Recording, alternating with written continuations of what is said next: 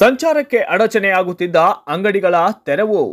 PSI K Walikar ಇವರಿಂದ footpath operation. ಮಳೆನೂ ಲೆಕ್ಕಿಸದೆ ವಿರೋಧಕ್ಕೂ ಕುಗ್ಗದೆ ಜನರ ಹಿತಕ್ಕಾಗಿ ಡಬ್ಬ ಅಂಗಡಿಗಳನ್ನು ತೆರವುಗೊಳಿಸಿದ ಖಾಕಿ ಪಡೆಯ ದಿಟ್ಟ ಅಧಿಕಾರಿ ಪಿಎಸ್ಐ ಕೆ ವಾಲಿಕಾರ್. ಗೋಕಾಕ್ನಲ್ಲಿ ರಸ್ತೆ ಬದಿಯಲ್ಲಿ ಅನಧಿಕೃತವಾಗಿ ವ್ಯಾಪಾರ ಮಾಡಿ ವಾಹನಗಳ ಸಂಚಾರಕ್ಕೆ ಅಡ್ಡಿಯಾಗುತ್ತಿದ್ದ ನಗರದಲ್ಲಿನ ವರ್ತಕರನ್ನ ಸಣ್ಣ ಪುಟ್ಟ ಡಬ್ಬಗಳನ್ನು ನಗರ ಪೊಲೀಸ್ ಠಾಣೆಯ ಪಿಎಸ್ಐ ಕೆ ವಾಲಿಕಾರ್ ಮತ್ತು ನಗರಸಭೆಯ ಸಿಬ್ಬಂದಿಗಳು ಹಿರಿಯ ಅಧಿಕಾರಿಗಳ ನಿರ್ದೇಶನದಂತೆ ಧಾರಾಕಾರ ಮಳೆಯನ್ನ ಲೆಕ್ಕಿಸದು ಕೂಡ ಈಗ ತೆರವನ್ನಗೊಳಿಸಿದ್ದಾರೆ.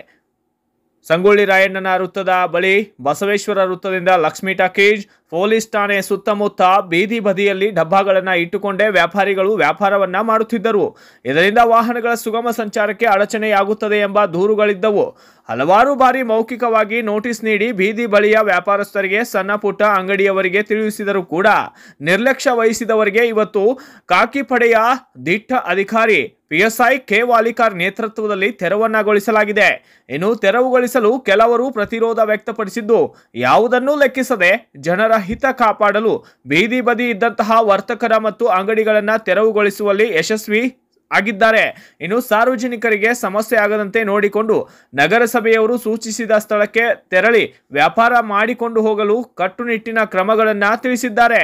ಈ ಸಂದರ್ಭದಲ್ಲಿ ಪೊಲೀಸ್ ಸಿಬ್ಬಂದಿಗಳು, ನಗರಸಭೆಯ ಅಧಿಕಾರಿಗಳು, ಸಿಬ್ಬಂದಿ ವರ್ಗದವರು ಕೂಡ ಹಾಜರಿದ್ದರು.